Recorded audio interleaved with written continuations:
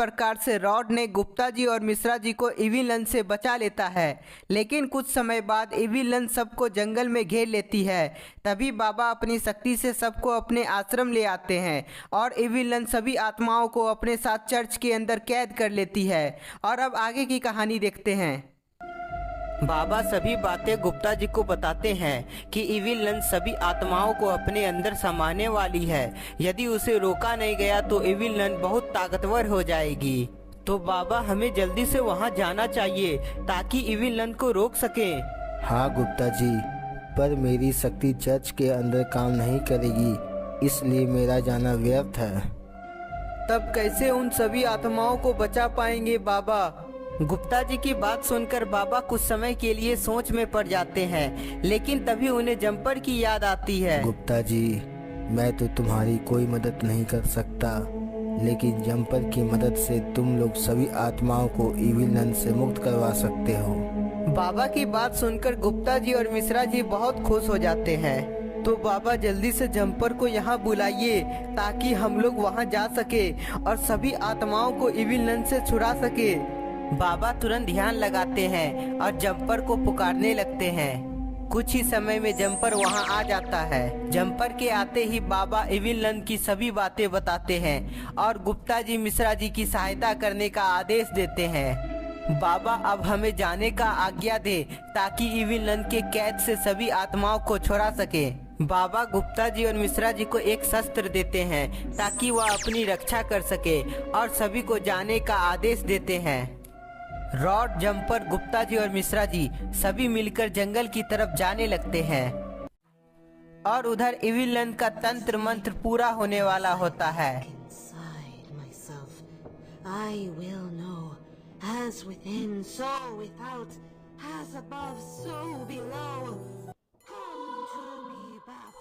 गुप्ता जी जल्दी से यहाँ आ जाओ, वरना हम सब इविलन के अंदर समा जाएंगे।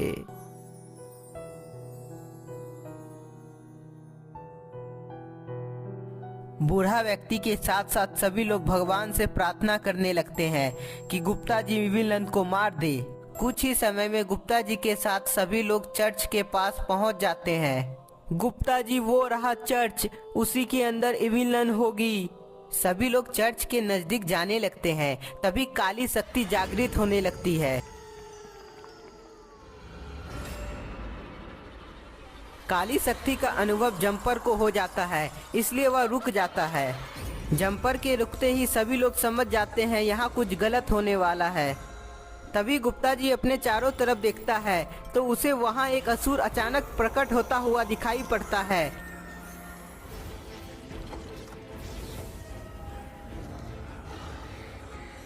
तुम लोगों की हिम्मत कैसे हुई यहाँ आने की?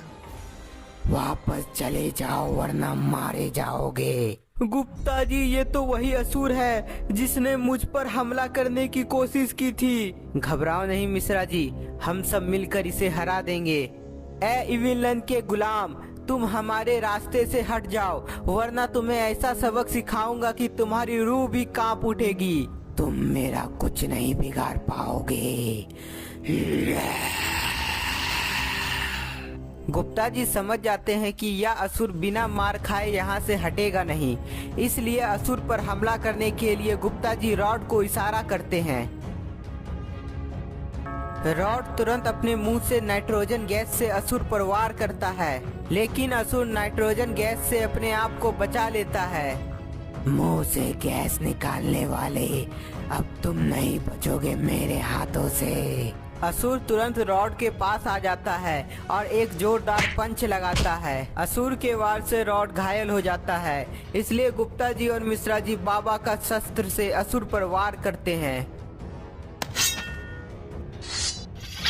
शस्त्र के वार से असुर थोड़ा कमजोर होने लगता है, लेकिन फिर भी असुर के एक वार करते ही गुप्ता जी मिश्रा जी दूर गिर जाता है। कोई मुझे हरा नहीं सकता है। गुप्ता जी और मिश्रा जी को घायल होता देख जंपर को बहुत गुस्सा आ जाता है, इसलिए वह अपनी शक्ति से असुर पर वार करता है। जंपर के वार से असुर को जोर का झटका लगता है। अजीब सा दिखने वाला जानवर, मैं तुम्हें जलाकर राख बना दूंगा। असुर जंपर पर आग से हमला करता है और जंपर भी असुर पर आग से हमला करता है। दोनों का हमला आग से होता है, इसलिए वहाँ तेज गर्मी पैदा होती है और तभी गर्मी के चलते एक जोरदार धमाका होता है। तेज धमाका से जंपर और असुर दोनों दूर गिर जाता है। तभी रॉड, गुप्ता जी और मिश्रा जी को होश आ जाता है।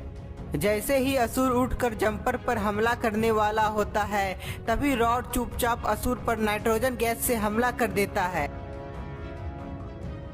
नाइट्रोजन गैस के हमला से असुर जम जाता है और तभी जंपर अपनी शक्ति से असुर पर वार करता है, जिससे एक और जोरदार धमाका होता है और असुर का अंत हो जाता है। गुप्ता जी, असुर का अंत हो गया है। हाँ मिश्रा जी, अब हमें जल्दी से चर्च के अंदर जाना चाहिए। सभी लोग चर्च के अंदर जाने लगते हैं। चर्च के अंदर आते ही गुप्ता जी देखता है सभी आत्माएं एक पिंजरे में कैद है और इविल नन कुछ तंत्र मंत्र कर रही है। गुप्ता जी, तुम आ गए हमारी मदद करने के लिए। हमें भरोसा था तुम जरूर आओगे। हाँ बाबा, अब इविल नन का अंत करके आप सभी लोगों को मुक्ति दिला दूंगा।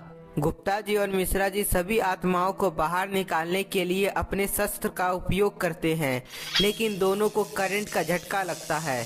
करंट के झटके से दोनों नीचे गिर जाते हैं। गुप्ता जी, पिंजरा को तोड़ेंगे कैसे? इविल नन तो अपने काली शक्ति से बांध रखा है। मिश्रा जी, इसका एक ही उपाय है, इविल नन की मौत। गुप्ता जी अपने शस्त्र से इविल नन पर वार करने के लिए आगे बढ़ता है। जैसे ही गुप्ता जी अपने शस्त्र से इविल नन पर हमला करता है, तभी इविल नन अपने पीछे मुड़कर गुप्ता जी को मारती है। इविल नन समझ जाती है कि ये लोग उसे रोकने आया है, इसलिए इविल नन अपने ऊपर एक सुरक्षा कवच बना लेती है। कवच के बनते ही इविल नन फिर से तंत्र मंत्र करने लगती है। गुप्ता जी, इविल नन का तंत्र मंत्र पूरा मत होने देना, नहीं तो तबाही शुरू हो जाएगी। बूढ़ा व्यक्ति की बात सुनकर गुप्ता जी सबको इविल नन पर हमला करने को कहता है। गुप्ता जी के बोलते ही रॉड और जंपर दोनों मिलकर इविल नन पर वार करता है। कवच बहुत मजबूत होने के कारण इविल नन को कुछ नहीं होता है। जंपर और रॉड कवच पर बार बार हमला करता है, जिसके चलते कवच थोड़ा कमजोर हो जाता है। लेकिन तब तक इविल नन का तंत्र मंत्र पूरा हो जाता है। इविल नन के एक ही वार से जंपर घायल हो जाता है और रॉड को एक पिंजरे में इविल नन कैद कर देती है। गुप्ता जी, जंपर तो घायल हो गया है और रॉड तो पिंजरे में कैद हो गया। अब हम दोनों की बारी है। गुप्ता जी और मिश्रा जी बहुत डर जाते हैं, क्योंकि इविल नन उसके तरफ ही आ रही थी। गुप्ता जी, कुछ कीजिए, वरना हम दोनों मारे जाएंगे। मिश्रा जी, हमारे पास कोई रास्ता नहीं बचा है, अब हमें इविल नन से मुकाबला करना ही होगा। गुप्ता के लिए आगे बढ़ता है, लेकिन इविल नन के एक ही वार से दोनों घायल हो जाता है। सभी के घायल होते ही इविल नन सभी आत्माओं को पिंजरा से बाहर निकालती है। हमें जाने दो इविल नन, तुम सही नहीं कर रही हो। इविल नन बूढ़ा व्यक्ति की बात नहीं सुनती है और सभी आत्माओं को अपने अंदर समाना शुरू कर देती है। गुप्ता जी, उठो, हमारी मदद करो, वरना इविल नन बहुत ही शक्तिशाली हो जाएगी। बूढ़ा व्यक्ति बहुत कोशिश करता है गुप्ता जी और मिश्रा जी को होश में लाने का, लेकिन कोई फायदा नहीं होता है और इविल नन धीरे धीरे सभी आत्माओं को अपने अंदर समा रही थी। रॉड बहुत कोशिश करता है अपने आप को पिंजरा से बाहर निकलने का, लेकिन वह भी निकल नहीं पाता है। तभी गुप्ता जी को होश आ जाता है और वह इविल नन को रोकने जाता है, लेकिन अब कोई फायदा नहीं होता है, क्योंकि इविल नन सभी आत्माओं को अपने अंदर समा चुकी होती है। इविल नन के एक ही वार से गुप्ता जी फेंका जाता है। तो दोस्तों, आपको क्या लगता है, गुप्ता जी और मिश्रा जी का अब अंत हो जाएगा या कुछ और होने वाला है? और इविल नन ने रॉड पर वार क्यों नहीं किया? कमेंट में बताएं। तब तक के लिए इस वीडियो को ज़्यादा से ज़्यादा लाइक करना ना भूलें।